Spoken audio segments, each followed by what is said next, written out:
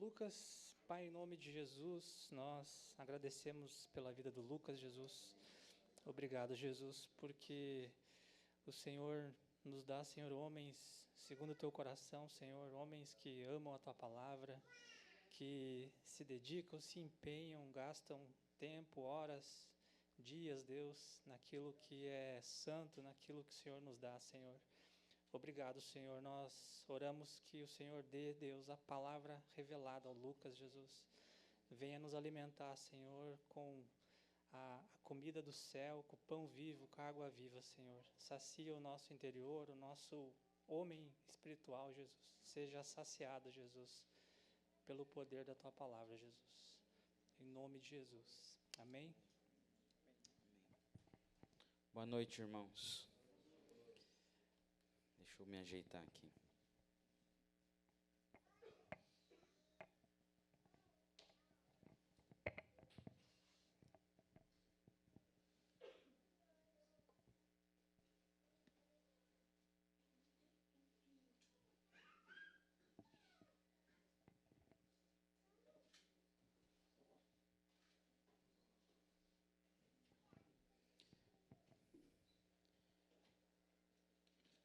Quero te convidar a orar mais uma vez.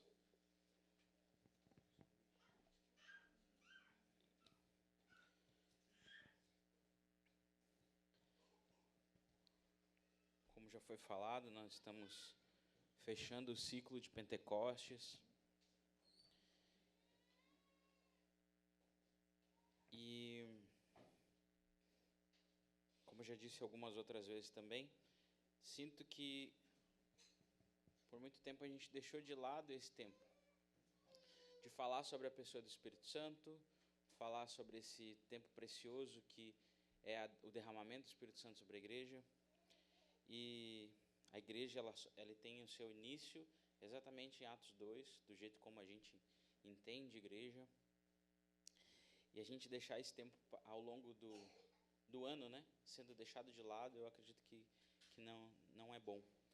E graças a Deus que a gente pode, ano passado a gente começou a falar sobre isso, mas esse ano um pouquinho mais, se aprofundar, e isso vai ficando marcado como uma rotina para a vida da igreja, amém? E muito precioso a gente poder falar sobre a igreja perseguida nesse dia, porque de alguma forma Deus pode usar isso para mexer com o nosso coração. Porque, como foi falado, estamos num país livre, estamos num ambiente de igreja que não há restrições, enquanto existe uma parte do corpo de Cristo que sofre. E eles precisam do Espírito Santo para ser corajosos e não negar Jesus.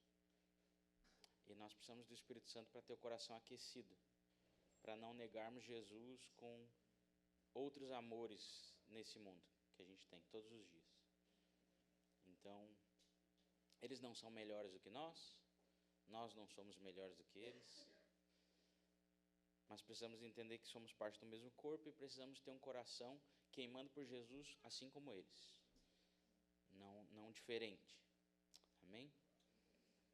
E graças a Deus pelo Espírito Santo, graças a Deus por Pentecostes, porque, como disse João Batista, viria alguém que batizaria com o Espírito Santo. Amém? Pai, em nome de Jesus, nos colocamos diante de você. Pedimos, Senhor, por espírito de sabedoria e revelação, Senhor, que a Tua palavra, Senhor, possa iluminar o nosso ser, o nosso coração, as nossas afeições, nosso intelecto, Senhor, para que possamos compreender, sim, Senhor, com uma mente racional, nós possamos ter, Senhor, nossos amores afetados, Senhor, pela Tua palavra, Senhor. Nós te pedimos, Senhor, hoje, Senhor, que você possa nos encher com o Teu Espírito, Senhor. Derrama o Teu Espírito aqui hoje, Senhor. Nós não cremos que isso é algo que ficou no passado, Senhor. Não se trata de um museu, Senhor. Não se trata, Senhor, de algo que foi contado há muito tempo atrás, Senhor. Nós cremos que isso pode ser vivido hoje, Senhor. Nos alegramos, Senhor, com aquilo que você fez no passado, Senhor. São marcos que você fez ao longo, Senhor, da história bíblica e da história da igreja, Senhor. Mas nós cremos que você continua o mesmo, você é fiel. E você continua batizando a sua igreja, Senhor. Nós cremos nisso, Senhor, e nisso nós temos expectativa, Senhor. Te pedimos isso no nome do teu Filho Jesus. Amém. Então, abra sua Bíblia em Atos 2. Se você é um crente moderninho, ligue a sua Bíblia, então. Mas sejamos o povo da palavra, né?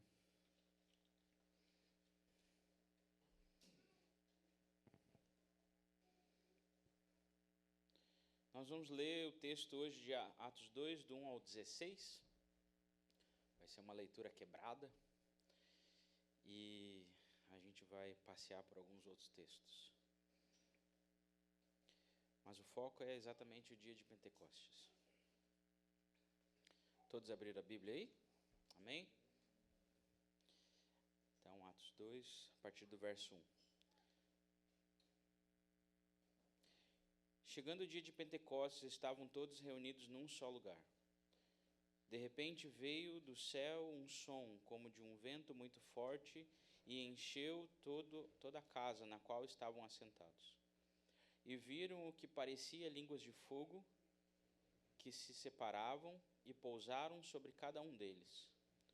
Todos ficaram cheios do Espírito Santo e começaram a falar noutras línguas, conforme o Espírito os capacitava. Havia em Jerusalém judeus e tementes a Deus, vindos de todas as nações do mundo. Ouvindo-se este som, ajuntou-se uma multidão que ficou perplexa, pois cada um ouvia falar em sua própria língua. Atônitos e maravilhados, eles perguntavam: acaso não são galileus todos estes homens que estão falando?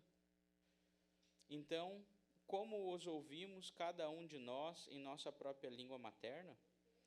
Pardos, medos, elamitas, habitantes da Mesopotâmia, Judéia e Capadócia, Ponto e da província da Ásia, Frígia e Panfilha, Egito e das partes da Líbia próximas a Cirene, visitantes vindos de Roma, tanto judeus como convertidos ao judaísmo, cretenses e árabes.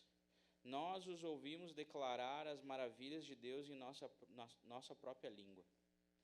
Atônitos e perplexos, todos perguntavam uns aos outros: o que significa isso?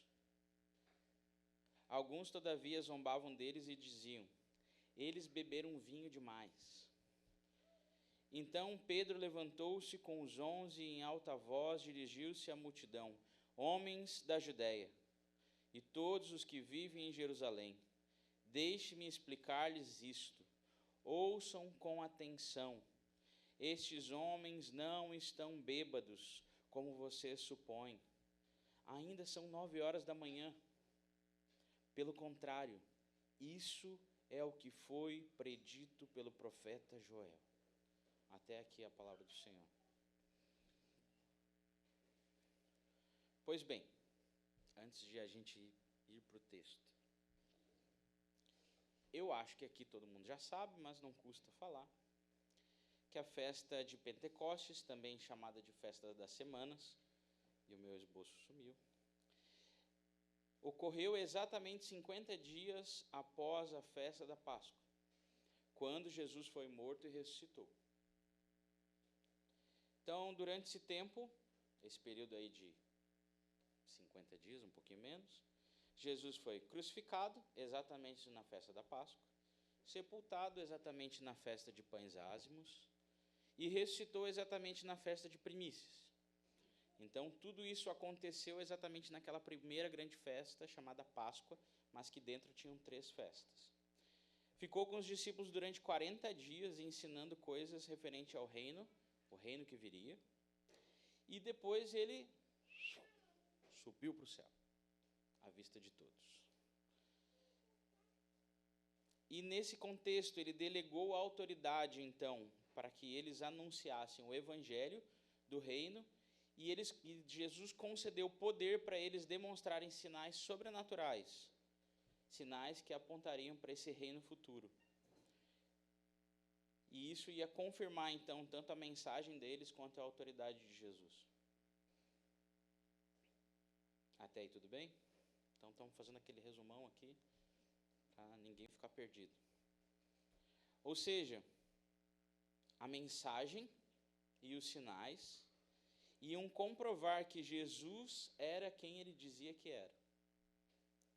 Ou seja, o Messias, o Cristo, que foi prometido, e que todos os profetas falaram sobre ele, o famoso descendente de Abraão, aquele que seria a dinastia de Davi ou o filho do homem. Então, Jesus, naqueles 40 dias, ele entregou o encargo da grande comissão. É naquele contexto que acontece em Mateus 28. Nesses 40 dias de Atos 1, é o que acontece em Mateus 28. Jesus, então, entrega um encargo para aqueles discípulos, a grande comissão. E a gente já sabe, lembrando da escola do ano passado, que essa grande comissão não é uma missão nova, mas é uma missão antiga, que Deus tinha dado para Israel, de conquistar as nações. E, como eu já tinha falado, ele também falou muito sobre o reino. Então, aquela pergunta lá em Atos 1, por exemplo, então é agora que o reino vai ser estabelecido? E daí muita gente vai dizer, os discípulos eram muito burrinhos, eles não sabiam o que estavam falando. Cara, Jesus ficou 40 dias conversando com eles, falando sobre muitas coisas, e principalmente sobre o reino. Aí eles fazem uma pergunta, então é agora? E daí a gente, lendo do lado de cá, diz, nossa, como eles não sabem dessas coisas. Eu sei mais que eles, né? Claro.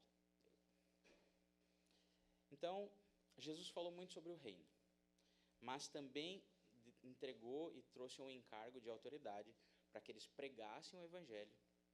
E por meio do evangelho teriam sinais comprovando que aquela mensagem era verdadeira e comprovando que Jesus era o Cristo. Então, assim como Jesus ele não reinterpretou a lei, mas confirmou ela, Jesus confirmou os profetas e não os ressignificou. O que isso significa, no fim das contas? É que toda a expectativa dos judeus naquela época, que a gente poderia traduzir com o termo apocalíptica judaica, estava alinhado com os profetas. Isso é o pensamento do que a gente chama de judaísmo do segundo tempo. Todo mundo talvez já ouviu falar, ou quase todo mundo, daquele tal 400 anos de silêncio, que Deus não falava. Então, mentira, Deus falava, só não virou escritura. E nesse tempo, muita coisa foi produzida. E é nesse momento, nesse tempo, que aquelas pessoas, quando Jesus vem, que Paulo chama de plenitude dos tempos, que estão esperando o Messias, muito mais do que em outros momentos.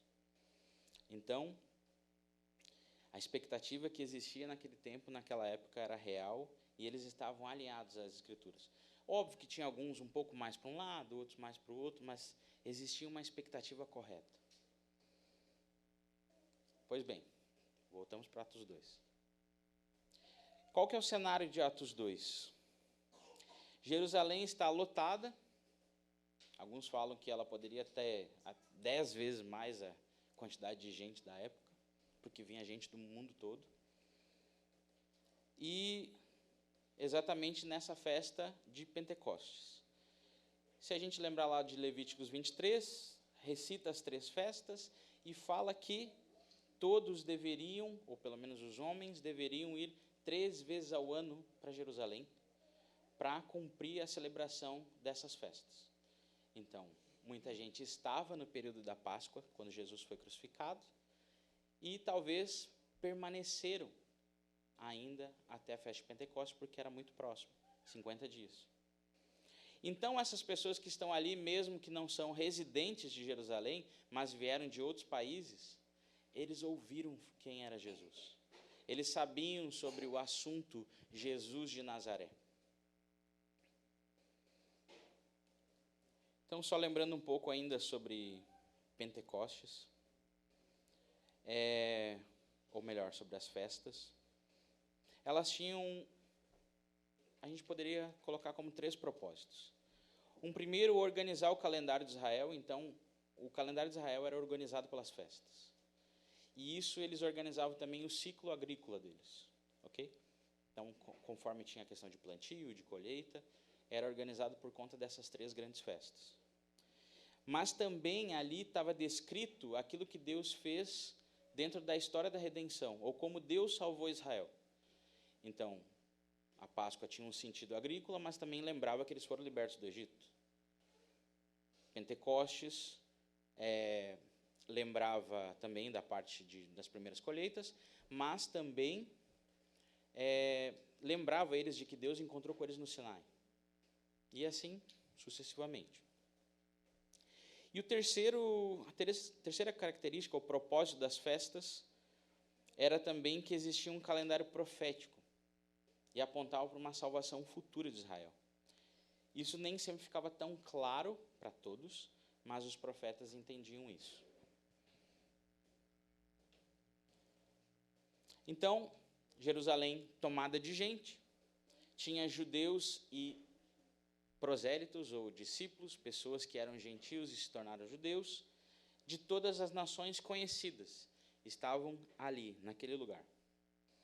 Então, cumprindo o ritual das festas, tudo bonitinho, de repente, brum, um barulho ensurdecedor. Um caos. E as pessoas começam a correr para saber de onde está vindo esse barulho. Está vindo de uma casa, e correm para aquele lugar. Lembra, as ruas não eram largas como as nossas, talvez estreitas. Então, o povo se apertando para saber o que era aquilo. Curiosidade existe desde sempre. Não é uma característica nossa da gente ser curioso. Eles também eram. Então, eles viram barulho, som, coisas estranhas e correram para aquele lugar.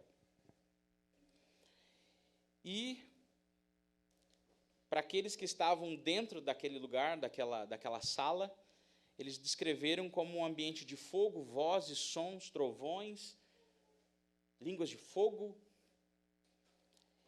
E tinham 120 pessoas dentro de uma casa. Pois bem, na minha, há 2 semanas atrás, tinha 18 adultos e 12 crianças. É bastante gente. Eu fico imaginando 120. E certamente tinha crianças, então eles não contaram as crianças. Tinha mais gente naquele lugar. E esse povo todo começa a falar outros idiomas.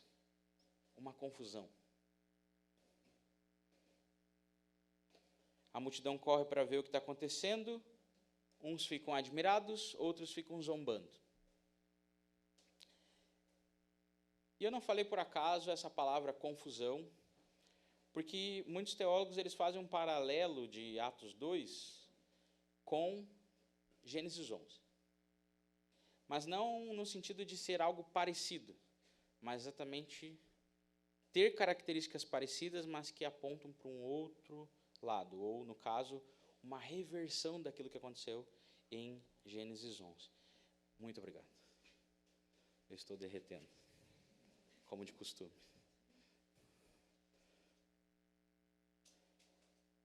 Então, em Babel, tinha um propósito daquele povo reunido, que era alcançar o céu e não obedecer a Deus, ok? Esse era o objetivo.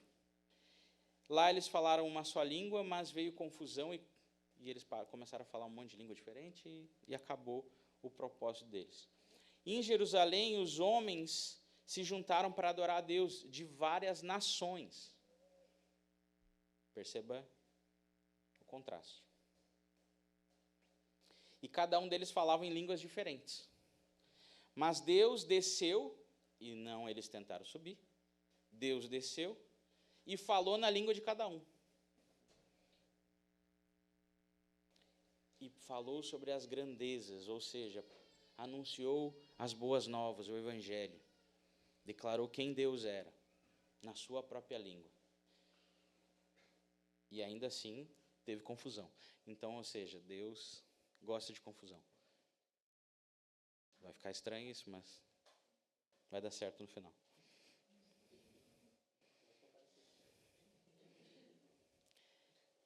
Diante desse caos, tanto dentro da casa quanto fora da casa, porque dentro da casa não ficou tudo lindo, tipo, são 120 pessoas entrando no manto, profetizando no padrão Samuel. Se você não conhece, lê lá 1 Samuel, é legal. Então aquele povo entrou no manto, foi tocado por Deus, porque eu não acho que língua de fogo aparecendo em cima da sua cabeça, você vai ficar tipo, ai, minha espiritualidade foi renovada. Não, você foi tocado. E aqueles homens foram tratados como bêbados. Então, é nesse nível que eles saíram de dentro daquela casa. Eles não saíram normais. Me desculpe se você é tradicional e tenta forçar a barra dizendo que o Espírito Santo deixa as pessoas normais. Ele não deixa. Quando Deus toca alguém, essa pessoa fica afetada. Então, existe um caos fora, as pessoas correndo, querendo saber aquele barulho. Dentro, as pessoas num caos e falando em línguas e não está entendendo nada, mas tipo, Deus está ali. E daí eles vão para a rua e as pessoas lá, o que é isso? Me conta. E aí, então Pedro se levanta, pede silêncio e diz uma das frases mais impactantes. Esses homens não estão embriagados. Obviamente, uns acreditaram, outros deram risada. Mas ele disse, pelo contrário, isso é o que foi predito pelo profeta Joel.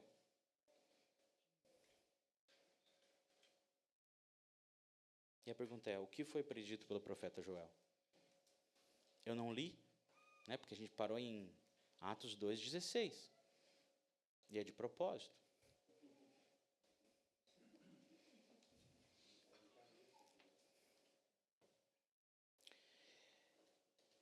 Nós precisamos entender todo esse contexto de Atos 2, para não tornar ele tão banal, ok? E aqui a gente traz um outro paralelo. Se nós falamos de um paralelo com Babel, nós temos um segundo paralelo de Atos 2, que nem sempre é mencionado. Assim como Deus desceu nas montanhas de Jerusalém, em Sião, de forma estrondosa e fez todo o povo ficar alarmado, em outro momento na história ele fez isso, quando ele desceu no Monte Sião. Lembra? Sinai? Eu falei Sião, desculpa, gente, é Sinai. Eu estou um pouco emotivo. Calma. Quando ele desceu no Monte Sinai, ele desceu de forma espetacular, assim como em Jerusalém. A descida de Deus no Sinai aconteceu exatamente 50 dias após a primeira Páscoa, que ocorreu no Egito, quando os primogênitos do Egito foram mortos, quando o cordeiro foi morto e quando Israel foi preservado e foi salvo. 50 dias depois daqueles cordeirinhos mortos no Egito, eles chegaram no Monte Sinai. E o que aconteceu quando Deus desceu com fogo, relâmpago, vozes, trovões no Monte Sinai? Ele entregou a lei para Moisés, para que ele desse a lei ao povo.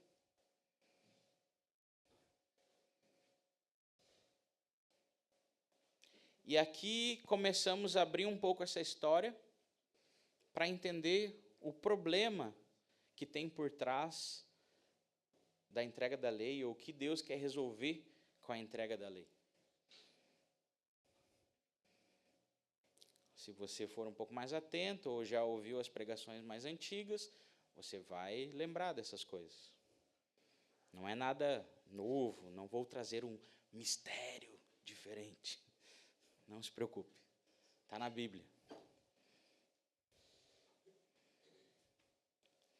Então, se Atos 2 traz um reflexo de Babel, mas na verdade aponta muito mais, e tem um paralelo muito mais forte com o Sinai, nós precisamos olhar para o Sinai. E o Sinai está em Êxodo 19 e 20. Eu vou ler alguns trechos aqui, você não precisa abrir ele agora, mas te convido a você ler todo o capítulo 19 e capítulo 20, para você saber, esse foi o dia do primeiro Pentecostes. Êxodo 19, 1 diz assim: no terceiro mês, depois da saída dos filhos de Israel da terra do Egito, no primeiro dia deste mês, eles chegaram ao deserto do Sinai. Ou seja, passou 2 meses, no primeiro dia do terceiro mês, eles chegaram. Daí você vai dizer, tá, mas daí dá 60 dias. Calma. Êxodo 12, verso 3 diz: falem a toda a congregação de Israel, dizendo: no dia 10 deste mês, cada um tomará para si um cordeiro, segundo a casa dos seus pais, um cordeiro para cada família. Então, 10 do primeiro mês, com o final do segundo mês, dá 50 dias. Ok? Matemática, todo mundo em dia. Perfeito. Ok. Chegamos em Êxodo 19. Eles chegam no pé do monte. Deus chama Moisés e diz: eu vou fazer uma aliança com esse povo. Prepara ele durante 3 dias. Santifica esse povo. E eles vão se apresentar diante de mim ao pé do monte. E eles fazem isso. Tudo bonitinho. E quando chega o terceiro dia, algo acontece. Simplesmente o Sinai, que era uma montanha normal, vira um vulcão. Fogo, luzes, vozes, trombetas, anjos subindo e descendo. Então, isso é Pentecostes.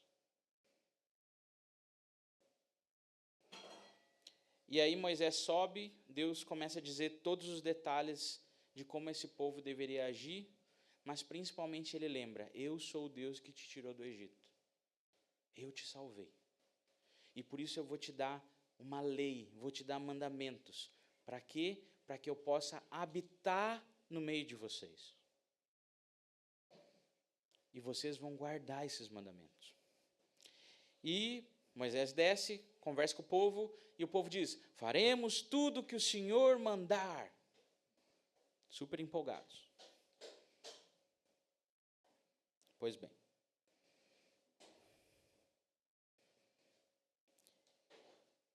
Eles não queriam subir no monte, porque o monte era aterrorizante.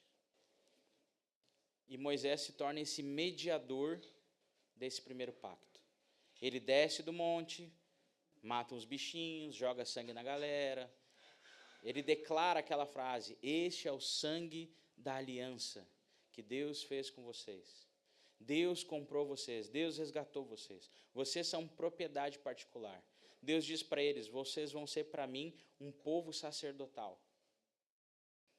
Êxodo 19 é riquíssimo.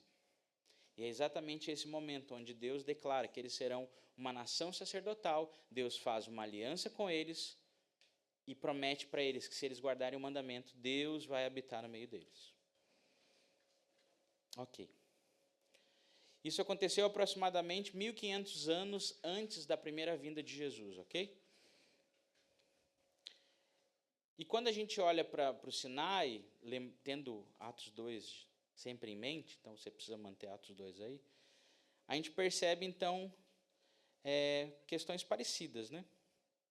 Então a gente vê que Deus desce, eles estão no monte, Sinai e Sião, e há barulho, fogo, vento. Ou seja, Pentecostes não é silencioso.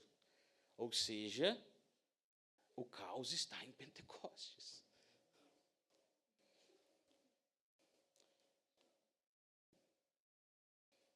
O que mais nós vemos também olhando para Êxodo 19 e 20? Deus concedeu a lei. Exatamente nessa sequência de Êxodo 19, Êxodo 20 é a descrição da lei que Deus concedeu, nesse contexto todo de aliança. A lei de Deus ela foi escrita em tábuas de pedra. E o povo precisava cumprir cada um dos mandamentos para que Deus permanecesse e habitasse entre eles.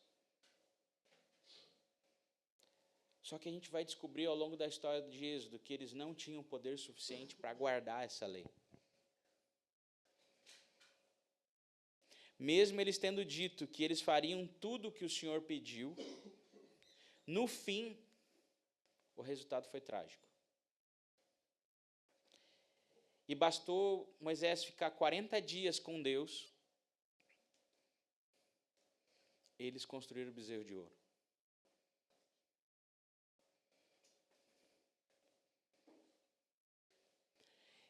Exatamente no dia que Moisés estava trazendo as leis, descendo o monte, ele já tinha declarado a lei já existia de forma oral, mas Moisés subiu mais uma vez e Deus entregou as tábuas, que ele escreveu com o seu próprio dedo. Deus escreveu a lei com o seu próprio dedo.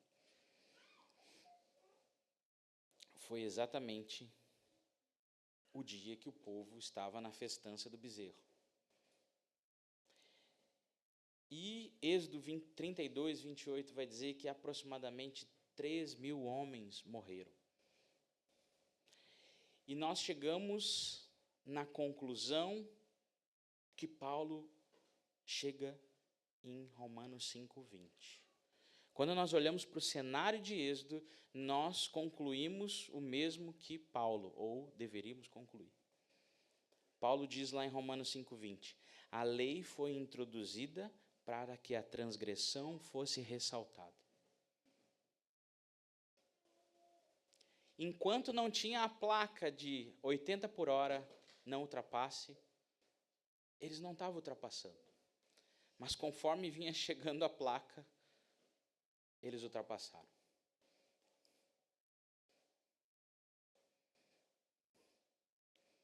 O primeiro Pentecostes no Sinai apresentou o problema que ocorreu na queda, a falência do coração humano. Deus desceu, Deus visitou o povo, mas ele entregou a lei, e ela tinha um propósito: demonstrar que o homem precisava de Deus, e ele não conseguia sozinho, não tinha como, sozinho, guardar os mandamentos, preparar um lugar para a presença. Não tinha como.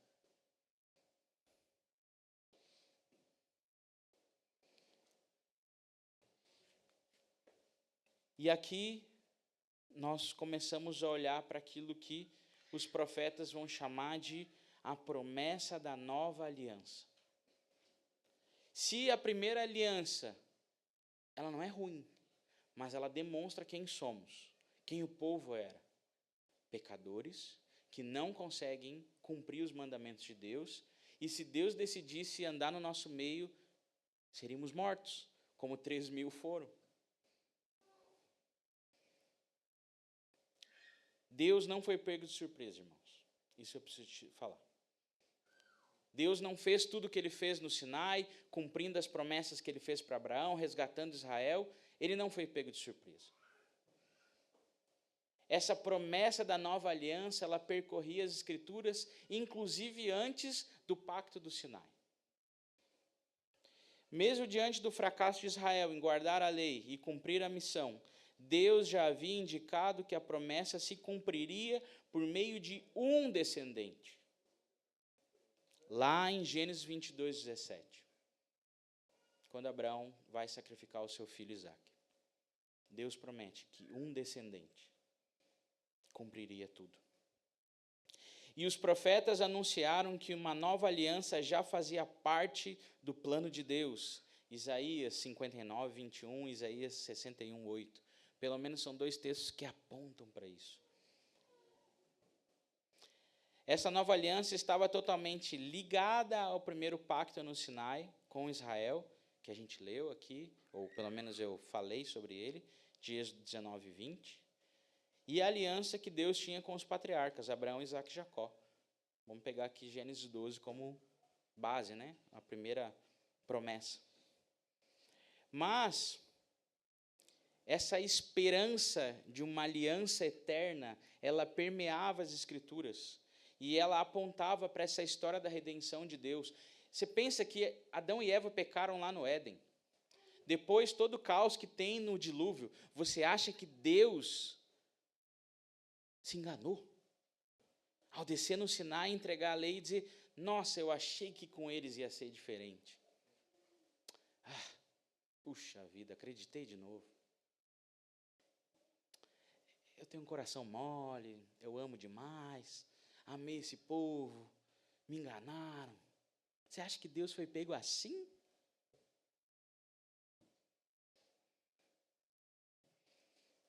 A promessa de uma aliança eterna vem lá desde Gênesis 9 com Noé. Quando ele fala do arco-íris, ele está falando de uma aliança eterna. Quando ele anuncia com Abraão, ele já fala sobre essa aliança eterna. Lá no meio do êxodo, no meio desse caos, ele comunica uma aliança eterna. E ele continua falando sobre isso. Que existe uma aliança que é eterna e que Deus não foi pego de surpresa. Só que pensando em nova aliança, nós vamos para aqueles textos clássicos, que eu espero que sejam clássicos. Deveria ser clássico, você deveria saber de cor. Deveria estar escrito na porta da geladeira da sua casa. Imagina você orando a nova aliança, né? Tendo esperança nela. Jeremias 31, do verso 31 ao 34, diz: Estão chegando os dias, declara o Senhor, quando farei uma nova aliança com a comunidade de Israel e com a comunidade de Judá. Não será como a aliança que fiz com seus antepassados, quando os tomei pela mão para tirá-los do Egito, porque quebraram a minha aliança, apesar de eu ser o Senhor deles, diz o Senhor. Viu? Deus não foi pego de surpresa. Agora vocês acreditam em mim? Verso 33. Esta é a aliança que farei com a comunidade de Israel depois daqueles dias, declara o Senhor. Porei a minha lei no íntimo deles e a escreverei no seu coração. Serei o Deus deles e eles serão o meu povo. Ninguém mais ensinará ao seu próximo, nem ao seu irmão, dizendo, conheça o Senhor, porque todos eles me conhecerão, desde o menor até o maior, diz o Senhor.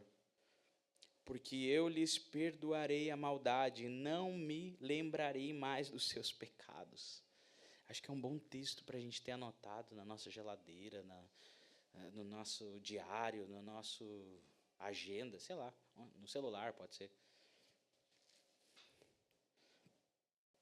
Deus prometeu mudar o lugar da lei. Ele vai tirar a lei da pedra e ele vai escrever no coração.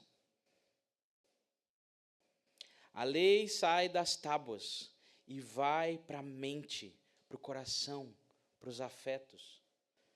E é obra puramente de Deus. Porque não tem como você pegar uma caneta e escrever a lei dentro do seu coração. Se você fizer isso, você morre. Espera aí, vou cortar aqui. Vou tatuar aqui a lei de Deus no meu coração. Não tem como. Vai dar ruim.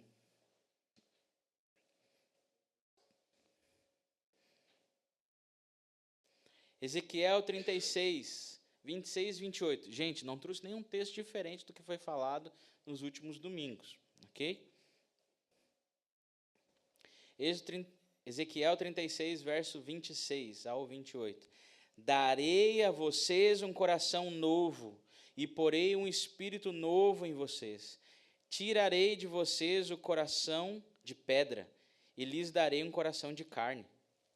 Porei o meu espírito em vocês e os levarei a agirem segundo os meus decretos e a obedecerem fielmente a minha lei. Vocês habitarão na terra que dei aos seus antepassados. Vocês serão o meu povo e eu serei o seu Deus. Ele não vai só mudar a lei de lugar, mas ele também vai mudar o coração.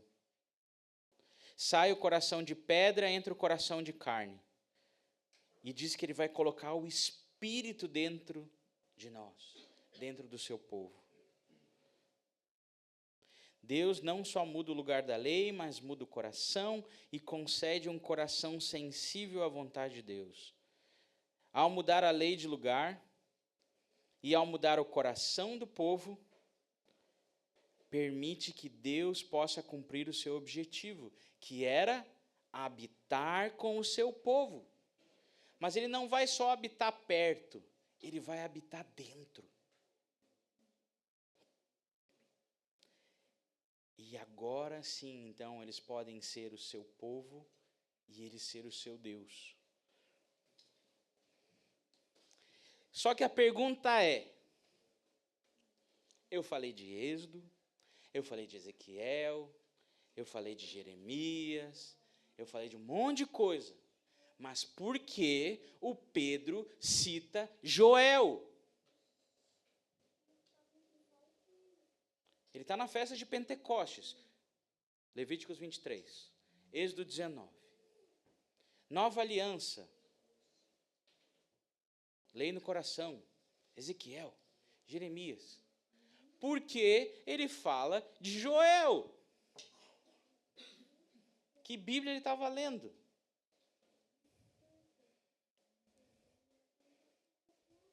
Então vamos ler Joel. E depois disso, Joel 2, verso 28 a 32. Depois disso derramarei do meu espírito sobre todos os povos. Os seus filhos e as suas filhas profetizarão, e os velhos terão sonhos, e os jovens terão visões. Até sobre os servos e as servas derramarei o meu espírito naqueles dias. Mostrarei maravilhas no céu e na terra, sangue, fogo, nuvens de fumaça. O céu se tornará em trevas e a lua em sangue, antes que venha o grande e terrível dia do Senhor. E todo aquele que invocar o nome do Senhor será salvo, pois conforme prometeu o Senhor, no monte Sião e em Jerusalém haverá livramento para os sobreviventes, para aqueles que o Senhor chamar. A resposta está na diferença, porque em Ezequiel e Jeremias fala sobre uma transformação interior, e isso é verdade, e não mudou. Só que Joel fala sobre uma manifestação exterior. E Pedro precisava resolver um problema, porque os caras estavam achando que eles estavam bêbados.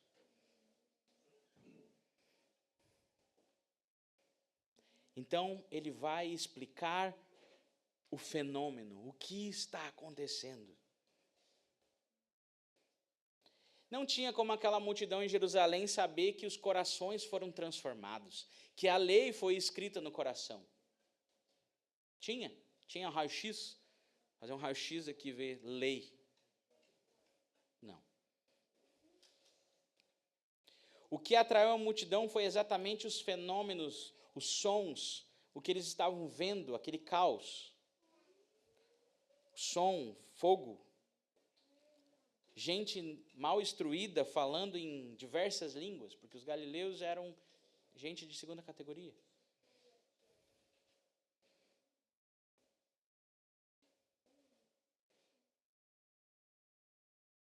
O que Joel fala é que eles profetizariam. Foi exatamente o que eles fizeram com aquelas proclamações em outros idiomas. Eles estavam profetizando as grandezas de Deus.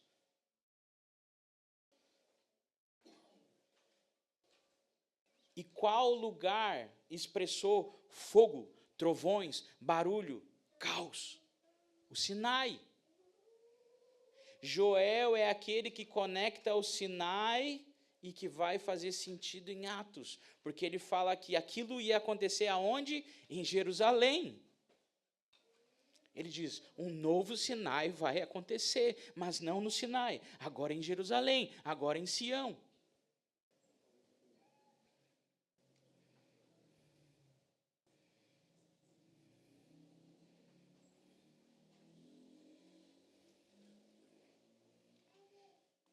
Lá em Números 11, Moisés, ele compartilha, ou ele partilha do Espírito que estava sobre ele, sobre os 70 anciãos. Em Atos 2, Jesus partilha o seu Espírito com os 120 no cenáculo.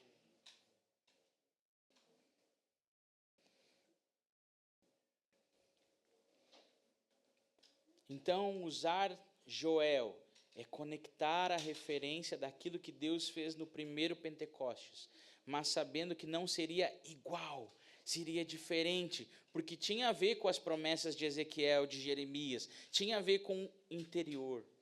Mas assim como antes a unção caía só sobre reis e profetas e algumas pessoas, agora a promessa de Joel é que seria sobre toda a carne.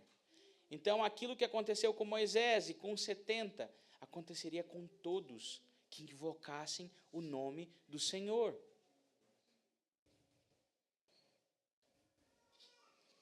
Ou seja, não gosto muito dessa palavra, mas é como se o Espírito fosse democratizado. Ele não estava mais só na elite sacerdotal. Ele não estava só com os profetas. Agora ele estava com todo o povo. E foi isso que Joel profetizou.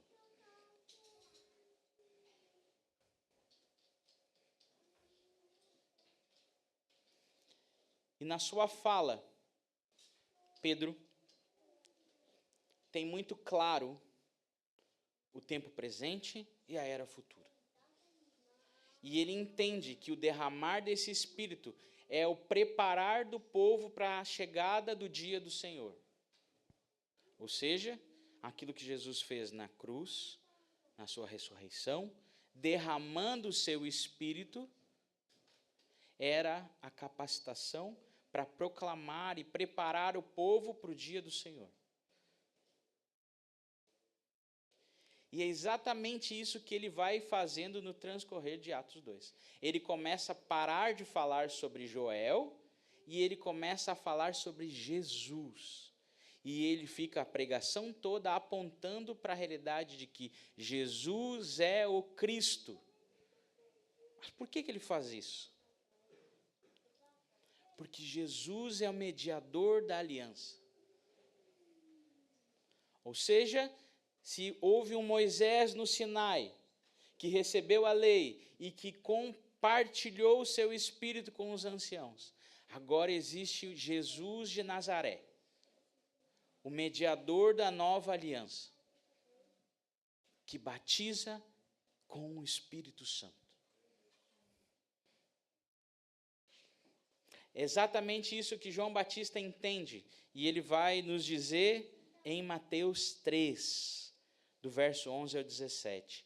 Eu os batizo com água para arrependimento, mas depois de mim vem alguém mais poderoso do que eu, tanto que não sou digno nem de lavar as suas sandálias. Ele os batizará com o Espírito Santo e com fogo. Ele traz a pá em sua mão e limpará a sua eira, juntando o seu trigo no celeiro, mas queimará a palha com fogo que nunca apagará. Então Jesus veio da Galileia ao Jordão para ser batizado por João. João, porém, tentou impedi-lo, dizendo: eu preciso ser batizado por ti, e tu vens a mim? Respondeu Jesus: deixe assim por enquanto, convém que assim façamos, para cumprir toda a justiça. E João concordou. Assim que Jesus foi batizado, saiu das águas. Naquele momento os céus se abriram, e ele viu o Espírito de Deus descendo como pomba e pousando sobre ele. Então uma voz do céu disse: este é o meu filho amado, em quem eu me agrado. João Batista aponta para Jesus e anuncia a sua missão central. Ele é o que batiza com o Espírito Santo. Aí você fica pensando, tá, mas o que isso significa? O que isso significa? O que isso significa? Significa que ele é o mediador da nova aliança. E a nova aliança precisa ter o Espírito dentro do coração. Precisa ter um coração transformado. Precisa ser tocado por Deus. Ou seja, ele é aquele que vem e faz a obra, como Moisés fez no Sinai.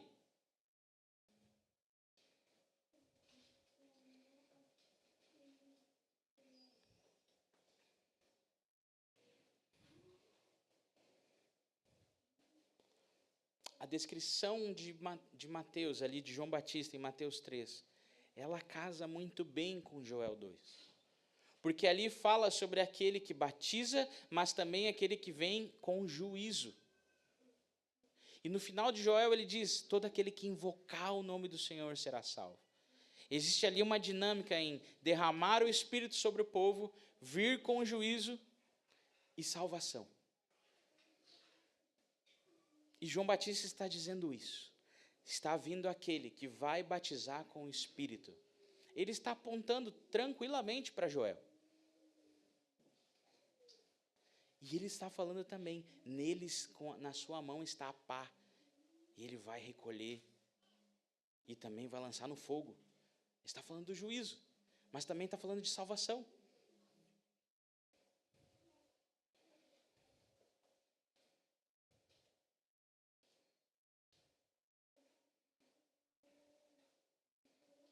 Então, Jesus é o mediador da nova aliança. Isaías 42:6 diz, eu, o Senhor, o chamei em retidão, segurarei firme a sua mão, eu guardarei e farei de você uma aliança para o povo e uma luz para os gentios. Malaquias 3:1 diz, de repente o Senhor que vocês buscam virá para o seu templo. E ele está falando no segundo templo. Ele está falando pós-exílio. Então ele está falando literalmente que Jesus ia entrar dentro do templo de Herodes. O mensageiro da aliança, aquele que vocês desejam, virá. Ou seja, o mensageiro da aliança. O mediador, o batizador. Moisés foi o ministro, o mediador da primeira aliança. Jesus é da nova aliança.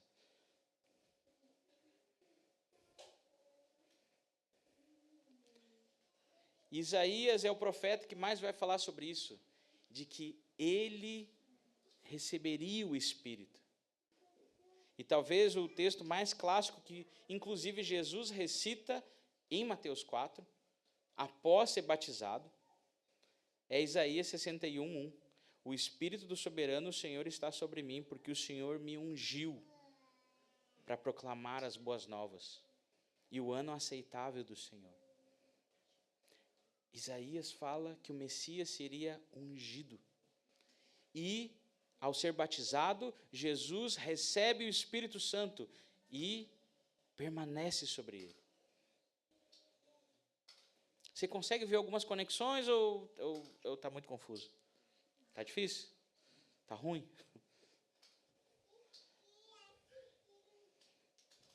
Prometo que eu estou finalizando. Mais ou menos. É que deu muito texto. Jesus, me ajuda. Vê se você pega essa revelação agora. Vai lá, meu querido. Pega essa revelação. Salmo 133 diz que o óleo escorre sobre a cabeça do sumo sacerdote até que vá sobre todo o seu corpo. O Espírito foi dado sobre Jesus. Ele morre, ressuscita, sobe aos céus, mais legal que o super-homem. Chega diante de Deus, e daí isso é o cenário de Daniel 7. Ele chegando, recebendo os reinos, autoridade. E o que ele faz? Ele derrama o Espírito. E ele unge o seu corpo. Ele, o sumo sacerdote, segundo a ordem de Melquisedeque, unge o seu corpo com o mesmo Espírito.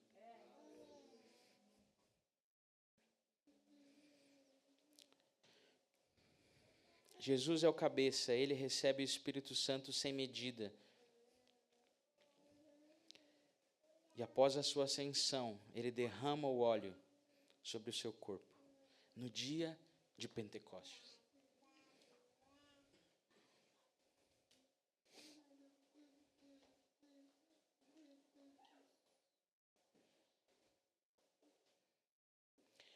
Então, quando Pedro voltando para Atos, diz: isto é aquilo.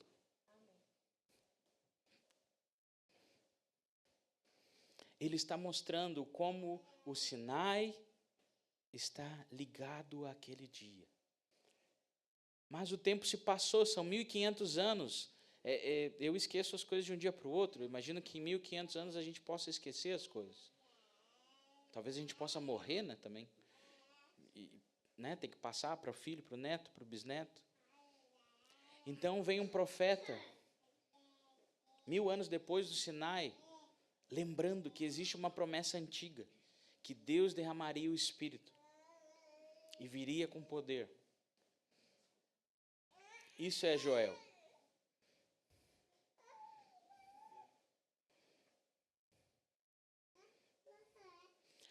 Se no Sinai o fato da lei não está escrito no coração, fez 3.000 homens morrerem. Quando o Espírito é derramado em Atos 2, 3.000 pessoas são salvas.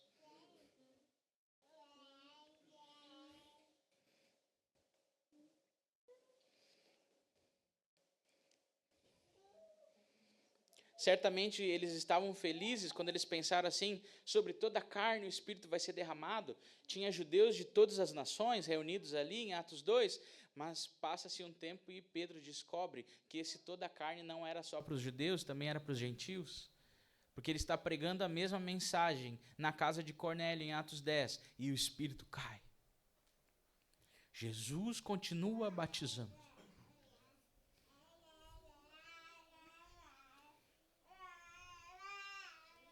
E o que isso significa para nós hoje? Temos línguas.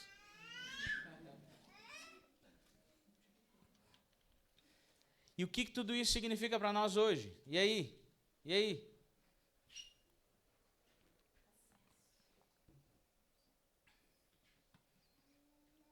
Sua vida amanhã vai continuar igual? Você vai orar pouco, ou nem vai orar? Ou vai ler a Bíblia, talvez? O que isso significa? O que aquilo de Joel significa para nós hoje?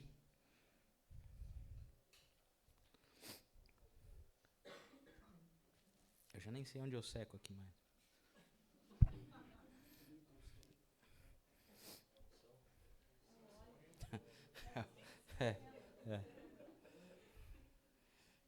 É para você estar chorando e não rindo nessa hora. Gálatas 3:14, Paulo nos diz algo precioso. Ele diz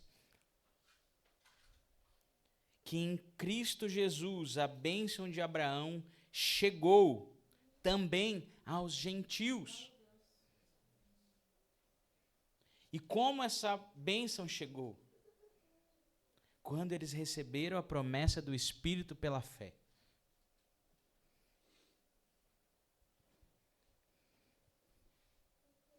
O que isso te importa? É que se você tem o Espírito Santo, você recebeu as bênçãos da promessa de Abraão. Ou seja, o Deus de Abraão também é o teu Deus. E se o Deus de Abraão é o teu Deus, Jesus de Nazaré é o teu Senhor.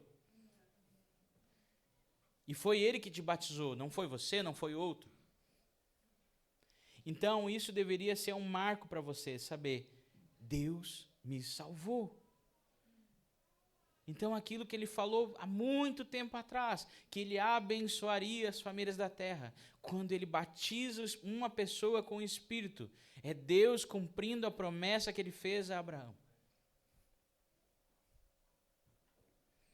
Paulo entende que os gentios receberem o Espírito é a consequência deles crerem no Evangelho, e isso é o cumprimento da promessa de Abraão. Na sua carta aos Efésios, ele diz assim, Efésios 1, 13 e 14, nele, quando vocês ouviram e creram na palavra da verdade, o Evangelho que os salvou, vocês foram selados com o Espírito Santo da promessa, que é a garantia da nossa herança até a redenção daqueles que pertencem a Deus, para o louvor da sua glória. A promessa do Espírito é a garantia da salvação final. É o selo dos súditos do reino vindouro. Para quando a era futura chegar, eles têm a marca da promessa. E eles podem entrar. Vai ter o raio-x do Espírito Santo ali. Está lá dentro. Pode passar, querido. Não tem.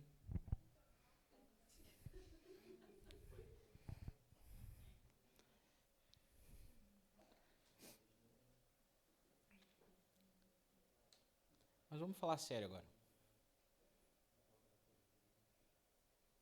O Espírito Santo, ele é dado para escrever a lei no coração, ok? Por quê? Para Deus habitar entre nós. E também, o Espírito Santo é dado para proclamar as grandezas de Deus.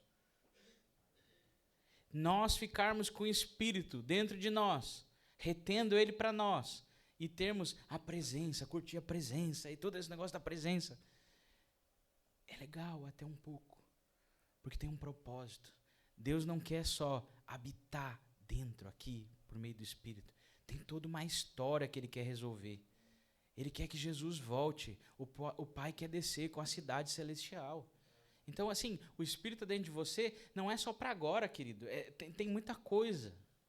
E para isso, existe uma mensagem que precisa ser proclamada. E quando o Espírito foi derramado, ele foi derramado para dar autoridade. Autoridade e poder, lembra? Para anunciar a mensagem e declarar sinais, comprovando que Jesus de Nazaré é Senhor e Cristo. Isso não mudou. Você não recebe o Espírito para curtir um arrepio? Também. Porque Pentecostes é loucura. É reteté. É toque de Deus. É santificação. É conversão de coração. É curas e milagres. É tudo isso. Não é um ou outro, ou talvez. É Deus dentro de nós fazendo tudo isso.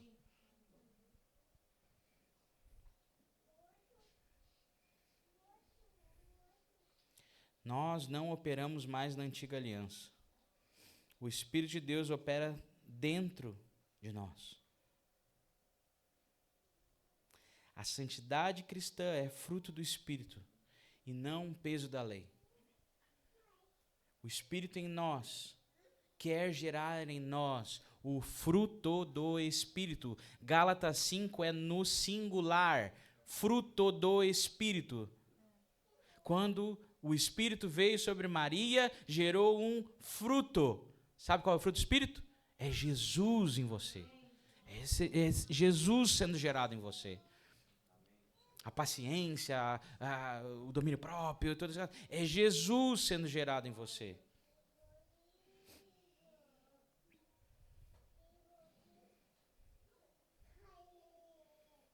Existe um agir de Deus hoje em nos santificar para que Ele habite em nós e uma missão a qual nós proclamamos a mensagem. Mas também o Espírito em nós é essa garantia de que Deus vai cumprir todas as suas promessas. Porque se Ele cumpriu essa, e para essa Ele teve que fazer muita coisa, que no caso foi matar o seu filho, e ressuscitar Ele, e conceder Ele mesmo, que é o Espírito, a nós, é certo que Ele vai cumprir todo o resto. O Espírito é a garantia. O Espírito que sentimos e vivemos hoje é a garantia da glória que desfrutaremos na eternidade.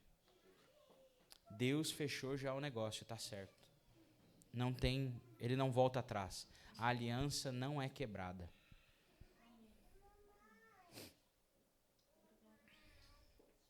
Então, lembra, isso é importante, lembra. Qual o propósito? Sermos um povo sacerdotal. Qual a finalidade? Sermos santos para Deus habitar entre nós e sermos empoderados para proclamar o Evangelho. Nós temos uma função, sermos sacerdotes, e nós temos uma missão apostólica, proclamar o Cristo por meio do Evangelho. E aqui eu finalizo com frase de 3 reformadores sobre essa briga que sempre existe entre a lei e a graça e o Evangelho. Lutero disse: uma vez que o cristão é justificado pela fé, ele não vive mais na ociosidade. Pelo contrário, o Espírito Santo escreve a lei no seu coração, e ele passa a cumprir a vontade de Deus, não por medo da punição, mas por puro amor e gratidão. Philippe Melanchthon, também parceiro de Lutero, escreveu: a lei nos remete ao Evangelho para que sejamos justificados, e o Evangelho nos remete de volta à lei para que vivamos em novidade de vida, manifestando as boas obras que Deus preparou para nós. Quando nós vamos a Cristo, a lei não é inutilizada. Cristo nos leva de volta à lei, porque Ele escreve a lei no nosso coração. E agora é por pura obra e pura graça de Deus. E Calvino disse: pois a lei exige o que não podemos cumprir, até que Cristo nos dê a capacidade de amar o que Ele ordena. Ele faz nós cumprirmos a sua lei. Fique de pé, vamos orar.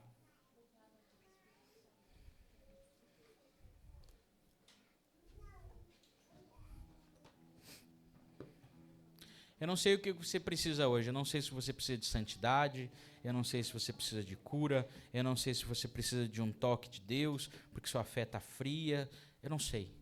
Eu só sei que Ele já disponibilizou o Espírito Santo. Jesus continua sendo aquele que batiza com o Espírito, e Ele quer, e com certeza Ele quer te tocar nessa noite. Se vai ser na base do reteté, ou vai ser um toque silencioso, eu não sei.